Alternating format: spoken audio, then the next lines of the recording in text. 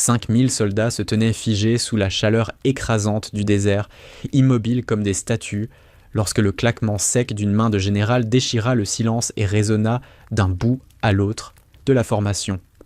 Aucun d'entre eux, absolument aucun, ne se doutait à cet instant précis qu'il venait d'assister à la plus grande erreur de toute la carrière de cet homme. Pourquoi ? Parce que la femme discrète qu'il venait de frapper n'avait pas bronché. Elle n'avait pas protesté. Elle n'avait même pas cligné des yeux. Et c'était précisément ce détail, ce silence anormal, qui constituait le tout premier signe que quelque chose clochait profondément. Quelque chose de très, très grave.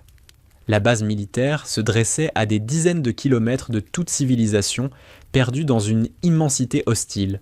Un terrain d'entraînement conjoint taillé dans la poussière et façonné par la discipline.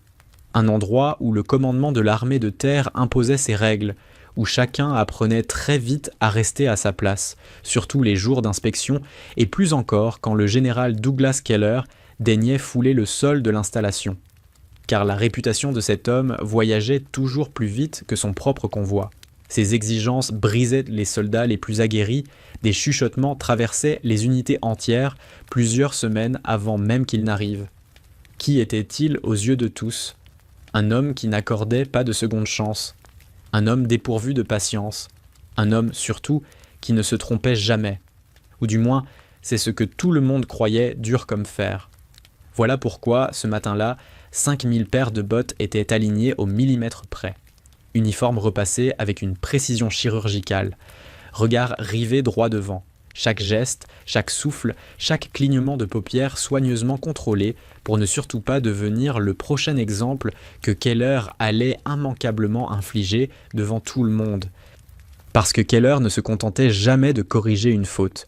Il en faisait un spectacle, une mise en scène. Il transformait la moindre erreur en avertissement. Il la gravait si profondément dans les mémoires que personne, jamais, n'osait la reproduire. Le soleil n'avait pas encore atteint son zénith, et déjà la sueur coulait le long des colonnes vertébrales, sous les gilets pare-balles. Mais qui aurait osé bouger ? Qui aurait osé ajuster ne serait-ce qu'une sangle inconfortable ? Personne. Car Keller arpentait désormais les rangs, lentement, posément. Avec cette démarche particulière des hommes qui choisissent avec soin l'endroit où ils vont frapper. Son regard fendait les rangées de soldats comme une lame, capable, disait-on, de déceler une faiblesse sans même qu'un mot soit prononcé. Puis il parla. Et sa voix, étrangement, n'avait nul besoin d'être forte pour porter. Elle se propageait à travers la formation comme une onde de pression, presque physique. La discipline, lâcha-t-il en marchant, les mains croisées derrière le dos, c'est ce qui distingue un soldat d'un boulet. Personne ne réagit. Réagir, c'était s'exposer. S'exposer, c'était attirer son attention. Et attirer son attention, c'était se jeter soi-même dans la gueule du loup. Tout était parfait, ou presque. Ce qui suivit, la plupart des gens ne l'auraient jamais remarqué. C'était trop subtil, un retard infime dans un mouvement, une fraction de seconde de décalage lors d'une correction de posture. Mais Keller, lui, le vit immédiatement. C'était précisément cela qui faisait de lui ce qu'il était. Sa tête pivota lentement vers les derniers rangs. Ses yeux se plissèrent, et son regard finit par se fixer sur une silhouette unique au milieu des milliers. Une personne qui, au premier coup d'œil, ne paraissait pas déplacée, qui ne se faisait pas remarquer par une bavure visible, mais qui, paradoxalement, ne se fondait pas non plus dans la masse. Et cette nuance-là, aussi ténue fût-elle, suffisait amplement. « Toi !» aboya-t-il. Les mots tranchèrent l'immobilité comme une lame. En un instant, 5000 soldats sentirent l'onde de choc se propager à travers leurs rangs, à mesure que toute l'attention se concentrait sur un seul point, une seule personne. Celle-ci s'avança hors de la formation, portant sur ses épaules le poids de tous ses regards. Ses bottes s'enfoncèrent légèrement dans le sable brûlant. Sa posture était droite, ses mouvements étaient maîtrisés, sans être exagérés, rien de nerveux, rien d'excessivement rigide, juste une précision discrète, et rien que cela, déjà, agaçait le général. « Non !» exigea Keller, tandis qu'elle s'arrêtait face à lui, désormais assez près pour qu'il puisse l'examiner comme il l'entendait. Ce qu'il vit alors ne correspondait nullement à ce qu'il attendait. Elle ne portait pas cette tension presque palpable que la majorité affichait sous son regard. Elle ne laissait paraître aucune de ces micro-réactions qu'il savait décrypter si bien. Pas de crispation de la mâchoire, pas le moindre vacillement d'inquiétude, rien. Juste un calme profond. Maître de manœuvre de première classe, Lauren Brooks, mon général, répondit-elle. Sa voix était posée, équilibrée. Et voilà la deuxième chose qui l'irrita au plus haut point. Un grade de la Marine nationale n'avait tout simplement rien à faire debout au milieu de sa formation de l'armée de terre, à moins qu'une autorisation soit passée par des canaux qu'il n'avait pas pris la peine de mémoriser. Or Keller détestait les variables qu'il n'avait pas personnellement validées. « Dans ce cas, vous n'êtes pas au bon endroit », lâcha-t-il d'une voix glaciale avant de commencer à tourner autour d'elle. Lentement, délibérément, l'obligeant à le suivre du regard sans rompre sa posture. Un test déguisé mené sans la moindre annonce. « Ici, c'est mon terrain, ma formation, métier standard à moi. » « Affectation conjointe d'entraînement, mon général, » répliqua-t-elle, et encore une fois, aucune hésitation, aucune tentative de justification allant au-delà du strict nécessaire, juste la réponse, nette, parfaitement maîtrisée. Mais ce calme, aux yeux de Keller, ne ressemblait pas à de la discipline. Il ressemblait à de l'indifférence, et c'était bien pire. Le général s'arrêta alors juste devant elle, assez près pour que la plupart des soldats en ressentent la pression. Cette attente implicite de se tasser légèrement, de donner un signal de soumission à la hiérarchie, au pouvoir, aux conséquences possibles. Mais elle ne bougea pas. Pas un déplacement de poids, pas une épaule qui s'abaisse, pas un regard qui fléchit. Et dans cet instant précis, quelque chose de minuscule mais de crucial bascula en lui, passant de l'évaluation à l'irritation pure. « Vous n'avez rien d'exceptionnel », murmura-t-il. Et c'était ce genre de murmure qui pèse infiniment plus lourd qu'un cri, parce que tout le monde, à présent, tendait l'oreille. Chaque soldat percevait que la scène venait de basculer d'une simple inspection à une véritable démonstration publique. Certainement pas quelqu'un qui mérite que je ralentisse mon inspection.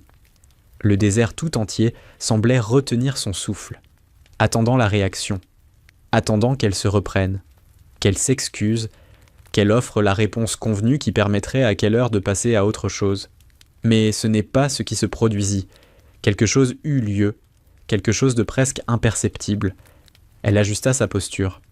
Pas un pas, pas un mouvement brusque, juste un infime déplacement de son équilibre, efficace, maîtrisé, instinctif. Pour quiconque d'autre, cela n'aurait absolument rien signifié. Pour Keller, ce geste minuscule signifiait tout. Il y lut un défi, pur et simple. La décision fut prise instantanément. Sa main partit avant même que la pensée ait eu le temps de la rattraper. Avant que le grade, le protocole ou l'observation extérieure n'aient la possibilité d'intervenir.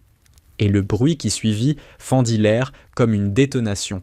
Sec, définitif, impossible à ignorer. La gifle atteignit son visage de plein fouet, projetant sa tête sur le côté, tandis qu'une vague de stupeur traversait la formation. Invisible, car personne n'osait bouger, mais ressentie collectivement. Une secousse qui contracta chaque muscle de chaque corps présent sur ce terrain, car la situation venait de franchir une frontière. Ce n'était plus de la correction. C'était autre chose, quelque chose de plus lourd, quelque chose d'irréversible. Et c'est alors que survint l'instant que personne parmi les témoins n'oublierait jamais. Elle ne réagit pas. Pas comme il s'y attendait, pas comme quiconque s'y serait attendu. Pas de main portée au visage, pas le moindre vacillement en arrière. Aucune explosion de colère, aucun signe d'humiliation. Seulement une immobilité totale. Une seconde s'écoula, puis une deuxième. Et lentement, très lentement, avec une infinie précision, elle tourna sa tête pour faire de nouveau face au général. Et ce qui croisa le regard de Keller n'était ni de la peur, ni même de la résistance. C'était du contrôle, total, absolu. Le genre de contrôle qui ne naît pas uniquement de la discipline militaire. Le genre qui se forge dans des endroits bien éloignés des terrains de parade et des inspections ordinaires. Et bien que personne ne put encore mettre de mots dessus, ce regard envoya un signal silencieux, invisible, à travers les rangs de ceux qui savaient reconnaître ce qu'ils venaient de voir. Parce que le général pensait sincèrement venir de corriger une simple soldate. Or, en réalité, il venait tout juste de mettre les pieds dans une situation qu'il ne comprenait absolument pas. Et le pire, dans toute cette affaire, Il ne s'en doutait encore pas le moins du monde. À partir de l'instant où elle le regarda sans l'ombre d'une crainte, quelque chose d'invisible se déplaça à travers tout le terrain. Et cette fois, même le général le ressentit. Le silence n'était plus simplement celui de la discipline. C'était désormais une tension, épaisse, en attente, tandis que 5000 soldats restaient figés à leur place, percevant que la scène venait de dériver là où elle n'aurait jamais dû aller. Keller soutenait son regard. Il attendait les signes habituels. La colère, la gêne, la soumission. Mais Lauren Brooks ne lui en offrait aucun. Elle se contentait de cette même présence tranquille, stable, qui ne ressemblait plus tout à fait à de la simple maîtrise de soi, mais de plus en plus à un véritable pouvoir intérieur. Et ça l'agaça aussitôt. « Ça vous réveillera peut-être », lança-t-il. Son ton s'était durci, était devenu plus tranchant encore, cherchant à reprendre l'autorité par la méthode qui lui avait toujours réussi. La pression. Mais cette fois, les mots ne produisirent pas le même effet, car les regards ne se braquaient plus seulement sur lui. Ils se posaient à présent sur elle. En bordure du terrain, un officier supérieur de la marine qui observait la scène en silence quelques minutes plus tôt venait de se redresser. Son attention s'était brusquement focalisée, comme s'il avait reconnu quelque chose que les autres commençaient seulement à pressentir. De retour dans la formation, Lauren prit la parole. Sa voix demeurait égale, impassible. « Permission de répondre, mon général. » C'était une demande parfaitement standard. Pourtant, son timing rendit plusieurs officiers mal à l'aise. Keller ne s'en aperçut pas. Ou peut-être ne voulut-il pas s'en apercevoir. Un léger rictus apparut sur ses lèvres. « Allez-y. » Cette unique décision allait tout faire basculer. Lauren inspira une fois, doucement, sans que cela se remarque. Sa posture s'aligna d'une manière presque imperceptible. Et puis, elle bougea. Pas rapidement. Pas avec agressivité. Avec une précision pure. Un pas à l'intérieur de la garde du général. Une redirection de poussée parfaitement maîtrisée. Un transfert de levier synchronisé à la fraction de seconde près. Et soudain, de façon totalement inconcevable, le général Douglas Keller se retrouva à genoux. Il n'y avait pas eu de lutte, aucune force apparente, juste une neutralisation propre, efficace, qui ressemblait moins à un combat qu'à une démonstration technique.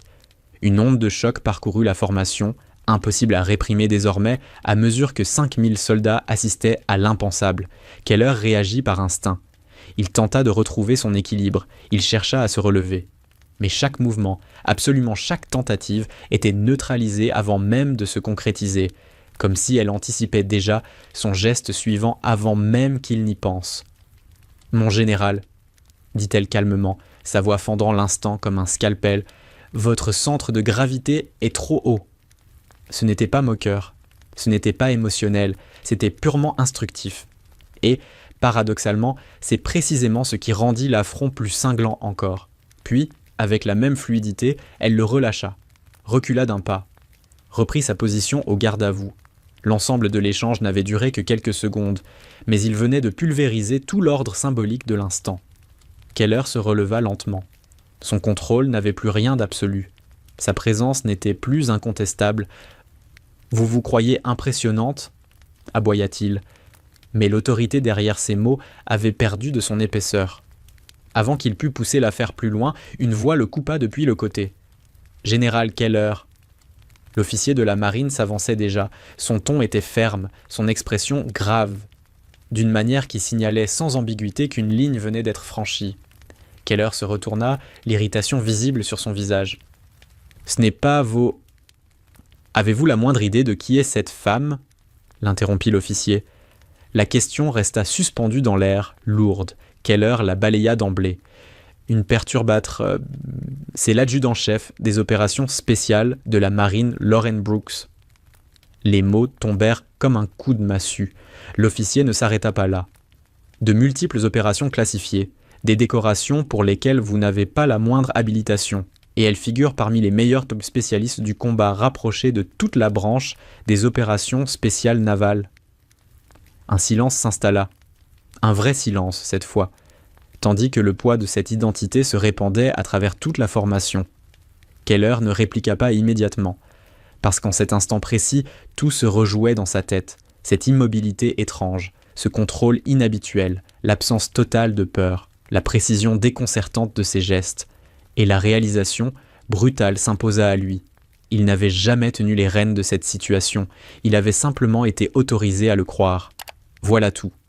Ses yeux revinrent vers elle, mais cette fois, il la voyait différemment. Plus comme une erreur dans sa formation, plus comme une soldate déplacée, mais comme une personne qu'il avait observée, lui, depuis le tout premier instant, qu'il avait évalué, jaugé, analysé, et le plus troublant dans tout cela, elle se tenait exactement au même endroit qu'auparavant, calme, silencieuse, parfaitement composée, comme si rien ne s'était produit, alors que tout, absolument tout, venait de se produire. Le désert pesait plus lourd après cet échange, comme si l'air lui-même avait changé de densité. Et pour la première fois depuis qu'il avait posé le pied sur ce terrain, le général Keller ne prit pas immédiatement la parole. Il se contenta de la regarder véritablement cette fois. Non plus l'uniforme, non plus le grade, mais cette maîtrise qu'elle portait avec tant d'aisance. « Vous m'avez laissé vous frapper », finit-il par dire. Sa voix s'était adoucie, dépouillée de son tranchant d'autrefois. Lorraine ne marqua aucune hésitation. « Oui, mon général, aucune émotion, uniquement la vérité, nue. »« Pourquoi ?» demanda-t-il. Sa réponse arriva avec la même stabilité. « Parce que vous me surpassiez en grade. » Une pause s'installa entre eux, suffisamment longue pour que chacune des personnes présentes en mesure la portée réelle. Keller expira lentement. « Jusqu'à ce que ce ne soit plus le cas, » murmura-t-il, presque pour lui-même. Quelque chose bascula alors dans sa posture. Ce n'était pas de la faiblesse, c'était une prise de conscience. Il se tourna vers la formation. 5000 soldats étaient toujours figés à leur place, chacun d'eux absorbant, digérant ce qui venait de se dérouler sous ses yeux. « Écoutez-moi attentivement, » dit-il. Sa voix n'était plus élevée, et pourtant elle portait plus loin qu'auparavant. La force, ce n'est pas le volume. L'autorité, ce n'est pas la domination. Et le grade n'équivaut pas à la compétence. Personne ne bougea. Personne ne cligna même des paupières. « Ce que vous venez de voir, poursuivit-il, jetant un bref regard en direction de Lorraine, c'est du contrôle. Le genre de contrôle qui n'éprouve aucun besoin de se prouver. Cette reconnaissance flottait dans l'air, lourde, indiscutable, parce que les hommes de la trempe de Keller ne prononçaient pas ce genre de phrase à la légère, et certainement pas devant des milliers de témoins. Il se retourna vers elle. « J'ai posé un jugement, » dit-il, « et je me suis trompé. » Lorraine esquissa un petit hochement de tête, sans fierté affichée, sans triomphe. Juste un simple accusé de réception, et cela suffit amplement. Keller fit volte-face pour s'adresser à nouveau à la formation. « Retenez bien ceci, » déclara-t-il, « la personne la plus dangereuse dans une pièce n'est jamais la plus bruyante, c'est celle qui n'éprouve pas le besoin de l'être. » Puis il s'écarta. Un geste qu'il n'avait jamais esquissé auparavant durant une inspection. « Adjudant-chef Brooks, » annonça-t-il, « prenez le terrain. » Une ondulation parcourut les soldats, discrète mais bien réelle, tandis que Lorraine s'avançait, non plus comme une soldate soumise à évaluation, mais comme quelqu'un qui prenait désormais les commandes. Des heures plus tard, la formation était plus affûtée encore, plus serrée, plus concentrée qu'elle ne l'avait été au commencement. Non plus par la peur, mais par la compréhension véritable. Et longtemps après que le soleil eut basculé derrière l'horizon, une pensée silencieuse accompagna chaque soldat qui avait assisté à la scène. Ne sous-estimez jamais celle ou celui qui reste calme quand tous les autres s'acharnent à prouver quelque chose. Mais l'histoire ne s'arrêta pas à la tombée de la nuit.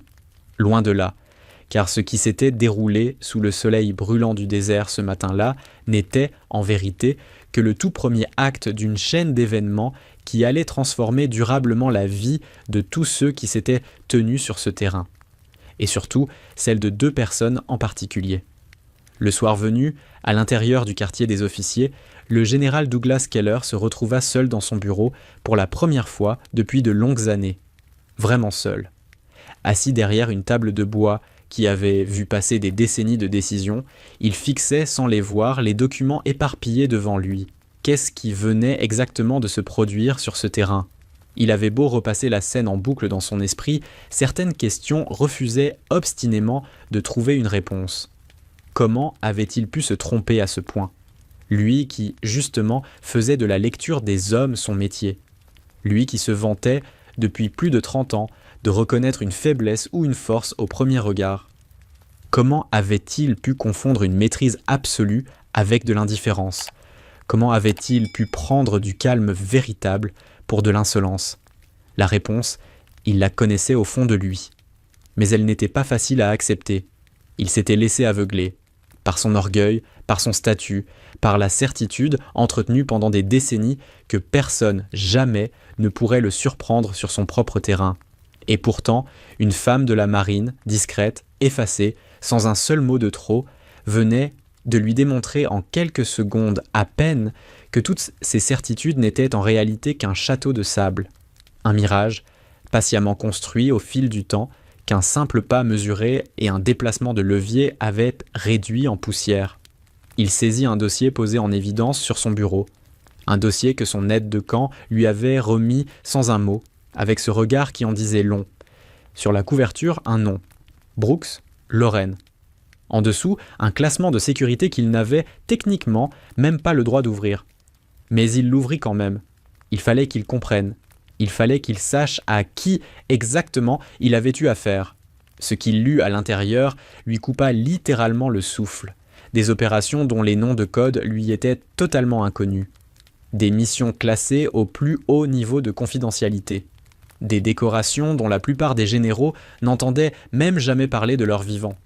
Un parcours si dense, si remarquable, qu'il avait peine à croire qu'il était logé dans un corps aussi discret, aussi effacé que celui qu'il avait vu ce matin-là dans sa formation.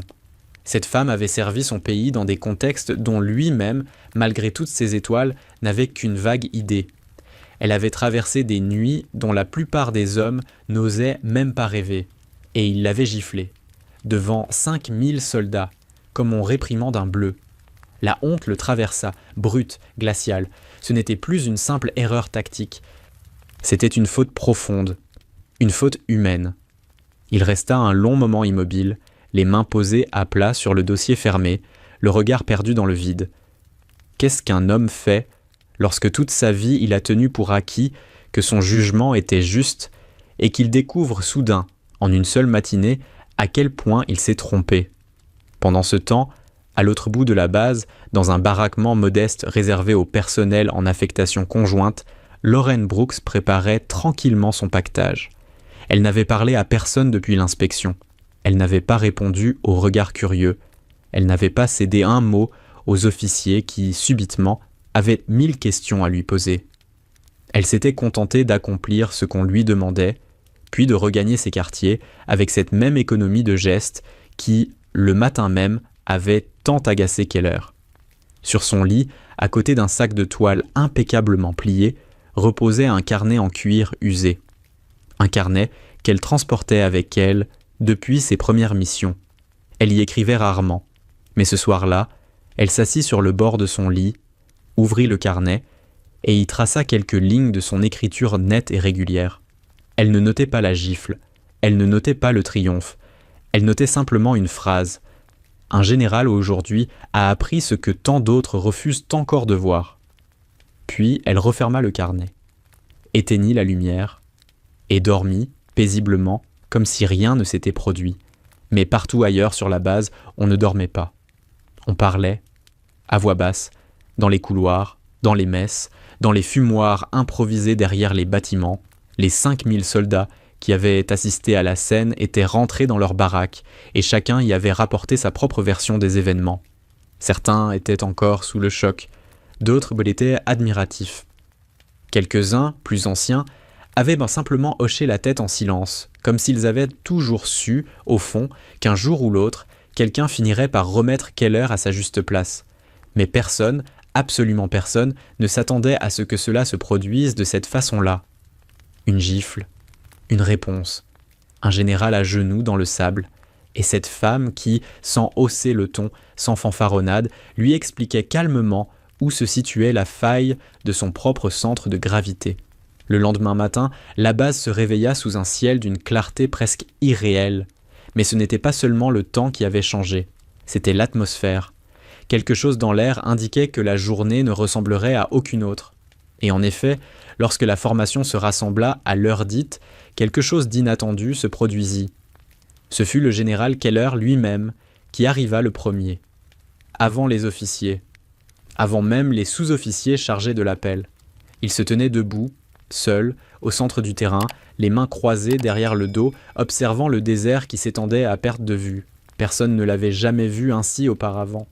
Vulnérable presque. Ou plutôt non, humble. Et ce mot associé à Keller semblait presque contradictoire. Un par un, les soldats prirent leur place.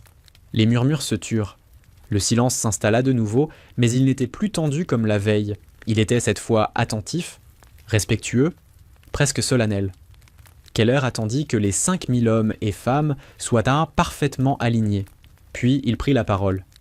Et ce qu'il dit ce matin-là, personne ne l'oublierait jamais. « Hier, commença-t-il, j'ai frappé une soldate, devant vous, devant tout le monde. » Un frisson parcourut les rangs. Personne n'osait croire à ce qu'il entendait. Un général n'admettait jamais publiquement une erreur. C'était une règle non écrite, presque sacrée. Pourtant, Keller poursuivit sans fléchir. « Daeshizuj, hier j'ai commis une faute de jugement qui aurait dû me coûter bien plus que mon orgueil. J'ai confondu l'apparence avec la réalité. J'ai cru que le calme équivalait à de l'indifférence. J'ai cru que la discrétion trahissait une faiblesse. Et j'ai payé le prix de cette illusion devant vous tous. » Il marqua une pause. Son regard parcourut les rangs, un à un, comme s'il voulait s'adresser à chaque soldat personnellement. « Mais le vrai prix, ce n'est pas celui que j'ai payé, moi. C'est celui qu'une femme, portant l'uniforme d'un autre corps, a accepté de payer à ma place pour me donner une leçon que je n'aurais jamais apprise autrement. » Lauren Brooks se tenait dans le rang, au même endroit que la veille. Elle écoutait sans bouger. Son visage ne trahissait rien. Mais quiconque l'aurait observé attentivement aurait peut-être perçu, l'espace d'une fraction de seconde, un léger plissement au coin de ses yeux, comme une reconnaissance discrète de ce qui se jouait là. Keller continua. « Je vais passer à présent à une annonce. » Le mot « annonce » fit courir un frémissement dans les rangs. Personne ne savait à quoi s'attendre. « J'ai décidé, dit-il, de modifier le protocole de formation des officiers sous mon commandement. À compter de ce jour, toute évaluation que je mènerai sera précédée d'une lecture complète du dossier du personnel concerné. Non pas parce que le règlement l'exige, mais parce que l'humilité l'exige. » Un silence absolu accueillit ces paroles. Puis Keller ajouta, d'une voix légèrement plus basse, presque pour lui-même, « Et parce que j'ai compris hier qu'un homme qui ne s'informe pas avant de juger n'est pas un chef.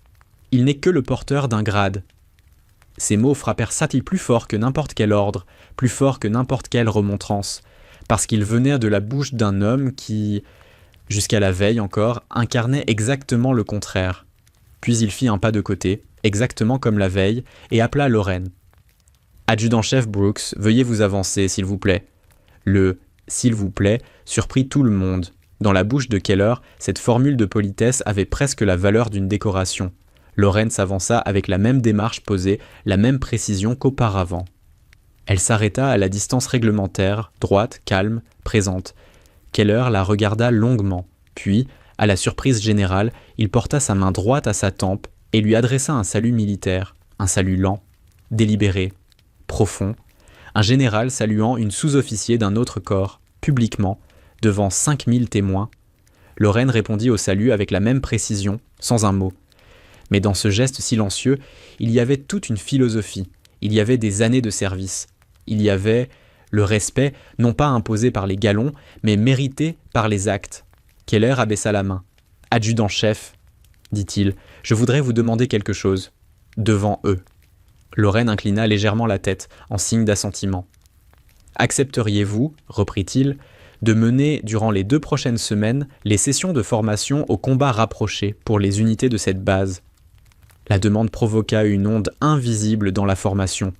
Un général de l'armée de terre demandant à une sous-officier de la marine de former ses propres hommes, c'était du jamais vu. C'était même, dans l'esprit de certains, difficilement concevable. Pourtant, c'était là, exprimé à haute voix, devant tous. Lauren prit le temps de réfléchir. Quelques secondes, quelques battements de cœur, puis elle répondit, calmement, « Avec l'autorisation de mon commandement, mon général, ce sera un honneur. » Keller hocha la tête. L'autorisation sera obtenue dès aujourd'hui. Merci, adjudant-chef. » Et c'est ainsi que commença ce que les soldats présents ce jour-là allaient en surnommer, des années plus tard, les 2 semaines Brooks. 2 semaines qui transformèrent en profondeur non seulement les techniques de combat rapprochées enseignées sur la base, mais aussi, et surtout, la culture même qui y régnait. Car Lorraine n'arriva pas sur le terrain d'entraînement en prétendant tout savoir. Elle n'arriva pas avec un air de supériorité. Elle n'arriva pas non plus avec la posture de quelqu'un qui cherche à prendre une revanche. Elle arriva exactement comme la première fois, discrète, attentive, silencieuse, et elle commença par observer. Pendant 2 jours entiers, elle regarda simplement s'entraîner les différentes unités sans intervenir.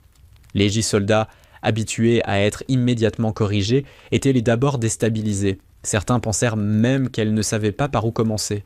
D'autres y virent du mépris. Mais ils se trompaient, tous. Elle les étudiait, elle cherchait à comprendre leur manière de bouger, leurs automatismes, leurs points forts, leurs failles. Car, disait-elle plus tard à ceux qui lui posèrent la question, on ne peut pas enseigner ce qu'on n'a pas d'abord pris le temps de comprendre.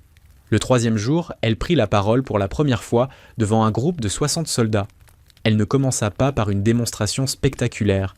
Elle ne commença pas non plus par un discours motivant. Elle commença par une simple question.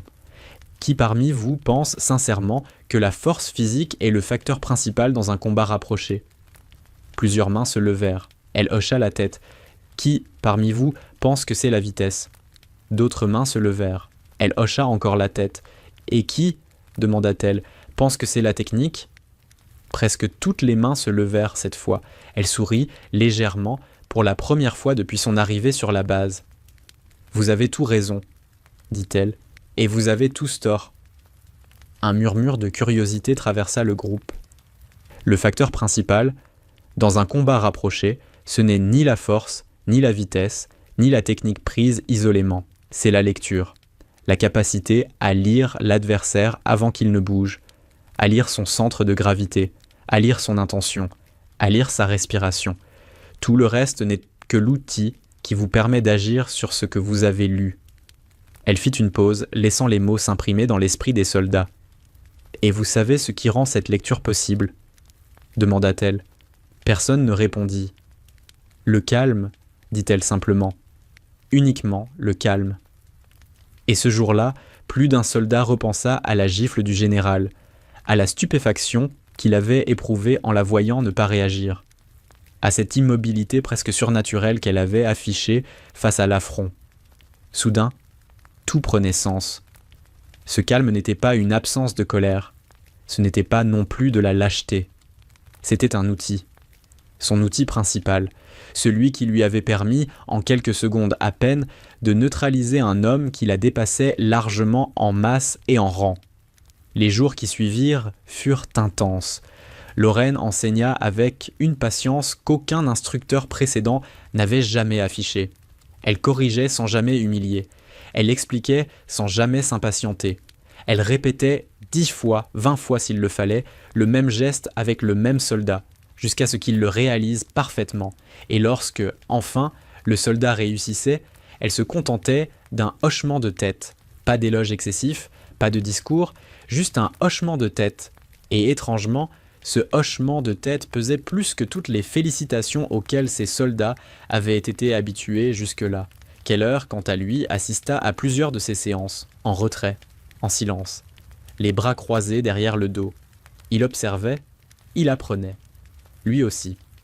À un moment, vers le milieu de la 2e semaine, il s'approcha de Lorraine à la fin d'une séance, attendit qu'elle ait congédié le dernier soldat, puis lui dit, d'une voix basse, « Vous n'enseignez pas seulement le combat, adjudant-chef. » Elle leva vers lui un regard tranquille.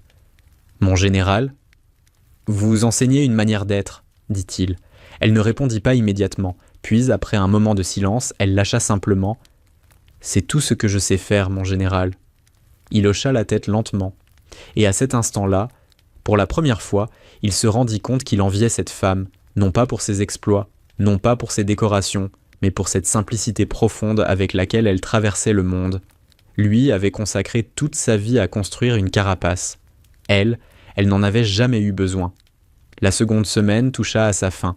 Lorraine devait partir. Sa mission temporaire arrivait à son terme, et d'autres affectations, dont personne ne connaissait la nature, l'attendaient ailleurs. Le dernier jour, Keller ordonna un rassemblement. 5000 soldats se retrouvèrent à nouveau sur le même terrain, le même sable brûlant, le même ciel impitoyable. Mais l'atmosphère n'avait plus rien à voir avec celle du premier matin. Ce n'était plus la peur qui régnait, c'était une forme de recueillement, presque un adieu collectif. Keller prit la parole. « Il y a 2 semaines, dit-il, sur ce même terrain, j'ai commis l'erreur la plus instructive de toute ma carrière. » Sa voix portait avec la même autorité qu'auparavant, mais c'était une autorité différente, une autorité posée sur autre chose que la peur. Pendant ces 2 semaines, cette base a changé. Vous avez changé, et moi, je peux vous le dire sans hésiter, j'ai changé aussi. Il fit une pause. Tout cela, nous le devons à une seule personne. Il se tourna vers Lorraine, qui se tenait à ses côtés, dans sa tenue de service, parfaitement droite, parfaitement calme, comme toujours.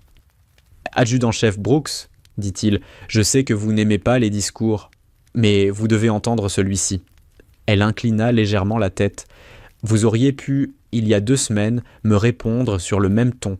Vous auriez pu me rendre ma gifle par une réplique cinglante. Vous auriez pu, lorsque je vous ai donné la permission de répondre, m'humilier devant mes propres hommes. Rien, dans ce que vous avez fait, ne relevait de la revanche. Tout, dans ce que vous avez fait, relevait de l'enseignement. » Il marqua un temps, puis d'une voix plus basse encore, « Vous m'avez appris, à moi, général depuis plus de 30 ans, une chose que j'aurais dû comprendre dès le premier jour de mon service. » Il se tourna vers la formation.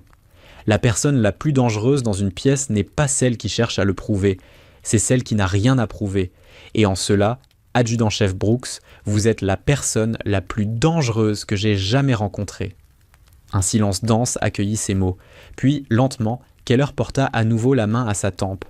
Le salut fut cette fois encore plus long, encore plus profond. Et, à la grande surprise de tous, il ajouta un geste que personne n'avait prévu. Il fit demi-tour face à la formation et donna un ordre sec et net. « Formation, à mon commandement. Salut à l'adjudant-chef Brooks. » L'ordre claqua dans l'air. Et en un mouvement parfaitement coordonné, 5000 mains se portèrent simultanément à 5000 tempes. 5000 saluts. Pour une seule femme. Une femme qui, 2 semaines plus tôt, avait été giflée sur ce même terrain par l'homme qui venait de donner cet ordre. Lorraine resta immobile un instant. Puis, avec cette précision qui était devenue sa signature, elle rendit le salut. Pas à un homme, pas à un grade, mais à 5000 personnes dont elle avait, en 15 jours, changé quelque chose d'essentiel. Et lorsqu'elle abaissa la main, ses yeux croisèrent brièvement ceux de Keller. Aucun mot ne fut prononcé. Aucun n'était nécessaire. Ce qu'ils avaient à se dire, ils se l'étaient déjà dit. En actes, en regard, en silence. Quelques heures plus tard, un véhicule banalisé quitta discrètement la base. À son bord, une femme en tenue de marine, un sac de toile, un carnet de cuir usé. Personne ne sut vers où elle se dirigeait. Personne ne chercha à le savoir. C'était dans l'ordre des choses. Mais la base, elle, ne fut plus jamais la même. Les séances d'entraînement conservèrent les méthodes qu'elle avait enseignées. Les instructeurs reprirent, chacun à sa manière, ce principe central qu'elle avait martelé sans jamais hausser le ton. Le calme est un outil. Plus encore, le calme est la condition même du véritable contrôle. Et le général Douglas Keller, lui, continua son service, mais d'une façon différente. Il ne cria plus sur ses soldats, il ne les humilia plus en public, il ne fit plus de démonstrations cinglantes devant 5000 témoins. Au contraire, il parlait plus bas, il écoutait davantage, il posait des questions avant de donner des ordres. Et lorsque, quelque temps plus tard, un de ses officiers lui demanda ce qui avait provoqué ce changement, il répondit simplement « Une femme m'a appris, en une matinée, ce que 35 ans de carrière n'avaient pas réussi à me faire comprendre. » L'officier n'osa pas demander ce que c'était précisément. Il n'en avait d'ailleurs pas besoin. La réponse, il l'avait déjà quelque part, au fond de lui. Tous les hommes et toutes les femmes présents sur cette base, ce jour-là, l'avaient. Car il existe des leçons que personne ne peut donner avec des mots. Des leçons qui se vivent, qui se voient, qui se ressentent, et qui, une fois gravées quelque part en soi, ne s'effacent plus jamais. Des années plus tard, on raconte encore, dans certains cercles militaires américains, l'histoire de ce matin d'inspection. On la raconte avec différents détails selon les témoins. Certains exagèrent, d'autres minimisent. Mais tous, sans exception, terminent leur récit de la même façon, avec cette phrase qui, pour beaucoup, est devenue une sorte de règle de vie, bien au-delà du cadre militaire. Ne sous-estimez jamais celle ou celui qui reste calme quand tous les autres s'agitent pour paraître, parce que derrière ce calme, il y a presque toujours quelque chose que vous ne soupçonnez pas. Une histoire, un parcours, une maîtrise, et parfois la personne la plus silencieuse d'une pièce est précisément celle qui, en quelques secondes, pourrait bouleverser l'ordre établi. Elle ne le fera pas. Pas par faiblesse, mais parce qu'elle sait, justement, qu'elle n'a rien à démontrer. Et c'est peut-être cela, au fond, la véritable leçon que Lauren Brooks laissa derrière elle ce jour-là, dans ce désert brûlant, devant 5000 soldats médusés et un général qui, pour la première fois de sa vie, se rendit compte qu'il avait tout à apprendre. La force véritable n'a pas besoin de s'annoncer. Elle parle lorsque c'est nécessaire et garde le silence le reste du temps. Voilà. Voilà pourquoi cette histoire, bien des années après son déroulement, continue d'être racontée. Transmise, chuchotée, elle n'est pas seulement le récit d'une gifle donnée à tort et d'une leçon reçue en retour, elle est le rappel, toujours utile, que dans ce monde où tant de gens cherchent à briller, à crier, à se prouver, il existe encore des êtres qui choisissent tout simplement d'être, pleinement, calmement, sans jamais avoir à le prouver à qui que ce soit. Et ceux-là, mes amis, ceux-là sont les plus remarquables de tous.